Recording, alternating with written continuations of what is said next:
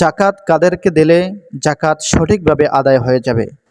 তার মধ্যে নাম্বার 1 হচ্ছে ফকির, যাদের কাছে পর্যাপ্ত সম্পদ নেই এবং জীবিকা নির্বাহ করতে অক্ষম, এই সকল লোকদেরকে আপনার জাকাত দিতে পারেন। দ্বিতীয় নাম্বার হচ্ছে মিসকিন, যাদের কিছু সম্পদ বা কিছু অর্থ আছে, মৌলিকভাবে তাদের চাহিদা পূরণ হয় না, এই সকল লোকদেরকে আপনার জাকাত দিতে পারবেন। তৃতীয় নাম্বার হচ্ছে জাকাত সংগ্রহ ও বিতরণে নিয়োজিত কর্মচারী, এই সকল লোকদেরকে আপনি জাকাত দিতে পারবেন।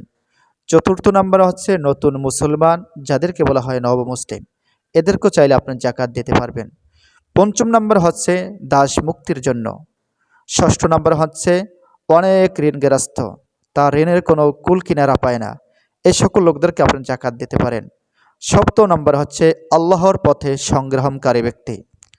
অষ্টম নাম্বার হচ্ছে মুসাফির, যারা আল্লাহর রাস্তায় সফর করে, এই সকল লোকদেরকে যদি আপনার জাকাত দেন তাহলে সঠিকভাবে জাকাত আপনার আদায় হয়ে যাবে।